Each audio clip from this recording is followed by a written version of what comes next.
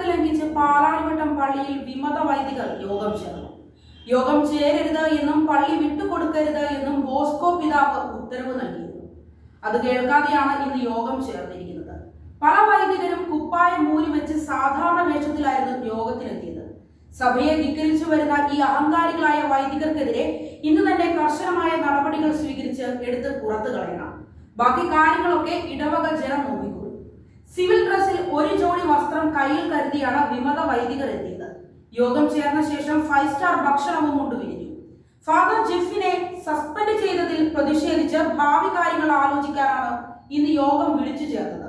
സസ്പെൻഷനിലായ Jeff എന്ന പാതിരിക്ക് കുർബാന പോലും സഭ വിലക്കിയിരിക്കുന്നത് കൊണ്ട് ഒരു ഊറാനം പോലും പരസ്യമായി ധരിക്കുവാൻ സാധിക്കില്ല.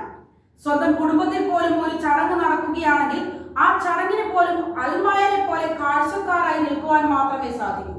വിമത പ്രവർത്തനവുമായി നടക്കുന്ന പാതിരിമാരോട് ഒന്നേ പറയാനുള്ളൂ: ഈ വിമത പ്രവർത്തനം നിർത്തിക്കൂ. അതാണ് നിങ്ങൾക്ക് നല്ലത്. ഇല്ല എങ്കിൽ ജെഫിന്റെ ഗതി തന്നെയായിരിക്കും നിങ്ങൾക്കും വരാനിരിക്കുന്നത്. തളിയനും വയലിക്കോടനും ഒന്നും പോകാനില്ല. റിട്ടയർമെന്റ് ഹോമിൽ 5 സ്റ്റാർ ഭക്ഷണവും കഴിച്ച് സുഖമായി കുത്തിത്തിരിപ്പും ഉണ്ടാക്കി കിടന്നുറങ്ങുന്നു. അതുപോലെയാണോ കുഞ്ഞച്ചമ്മ? ഇനി നിങ്ങൾ ചിന്തിക്കുക, റിട്ടയർമെന്റ് ഹോമിൽ പോണോ അതോ മര്യാദയ്ക്ക് അടങ്ങി ഒതുങ്ങി ഇടവകകളിൽ ഇരിക്കണോ എന്ന്.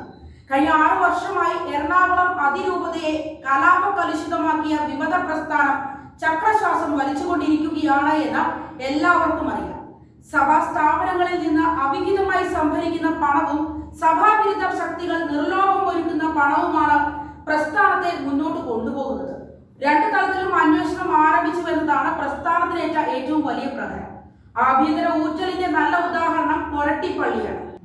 അവിടുത്തെ കണക്കുകൾ ഇപ്പോൾ കൂരിയെ നിയമിച്ച 5 അംഗ സമിതി അന്വേഷിച്ചു വരികയാണ്. ലിസി ആശുപത്രി, ഭാരത് മാതാ കോളേജ് തുടങ്ങിയ സ്ഥാപനങ്ങളിൽ അന്വേഷണം പിന്നാലെ വരും. ബാഹ്യ സ്രോതസ്സുകളിൽ നിന്നുള്ള പണമൊഴുക്ക് കേന്ദ്ര ഏജൻസികൾ അന്വേഷിക്കുന്നുണ്ട് എന്നാണ് വിശ്വസനീയ കേന്ദ്രങ്ങളിൽ നിന്ന് കിട്ടുന്ന വിവരം. അതോടൊപ്പം നിലവിലുള്ള കൂരിയായുടെ ശക്തമായ നിലപാടുകളും കുറച്ചൊന്നുമല്ല വിമതരെ അസ്വസ്ഥരാക്കുന്നത്. ഈ സാഹചര്യത്തിൽ വിമത പ്രസ്ഥാനം കൂട്ടി സ്ഥലം വിടുകയാണ് ഏക പോംവഴി. അത് തന്നെയാണ് ചെയ്യേണ്ടത്. അത് ചെയ്യാനുള്ള ജാള്യതയാണ് തടസ്സം. പുറത്തുള്ള തലതട്ടപ്പന്മാർ ചിലപ്പോൾ സമ്മതിച്ചെന്ന് വരില്ല. അതുകൊണ്ട് ഇവരിപ്പോൾ പേ പിടിച്ച് ഓടി നടക്കുകയാണ്. വിനാശകാലെ വിപരീത ബുദ്ധി.